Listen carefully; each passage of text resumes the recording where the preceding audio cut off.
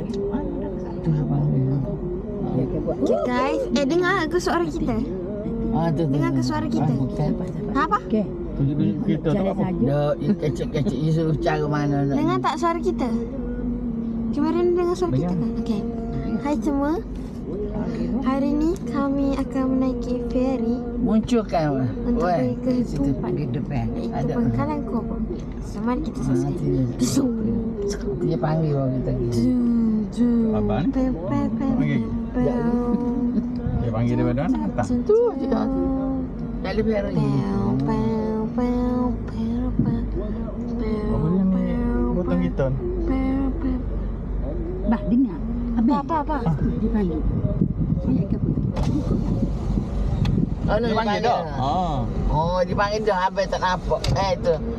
Oh, dia panggil kat ni kita duduk tidur di got tak kat kebak dia. Pada orang tu main rojak kau. Ada banget. Dulu khabar sendiri. Allah Allah. Mana be? Kita tunjuk pun. Aku duduk ni lah. Nombor satu lah. Kali. Apa orang bisa bukan. Tiga tangan awak lebih. Pasti nombor satu. Putih lah, bah.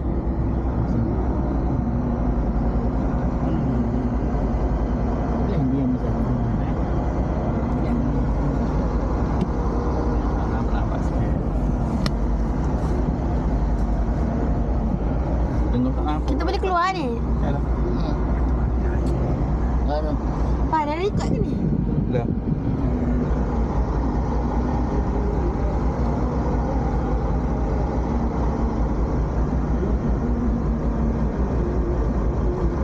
Jom kita keluar. Ni dah tanya apa? Nak tu pergi nak tu pergi. Kita boleh keluar kan? Boleh pergi. Boleh. Boleh. Boleh, Mek. Tapi jangan habis rasa. Di sini je cai. Tak boleh rawi. Tengok guys, ibu saya. Nak duduk dalam tu pun boleh, Mek. Duduk dalam aircon pun boleh. Ni atas kapal juga kan ni? No.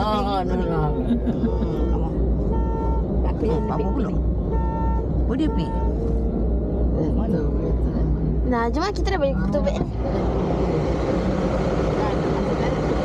Apa kita nak dekat luar?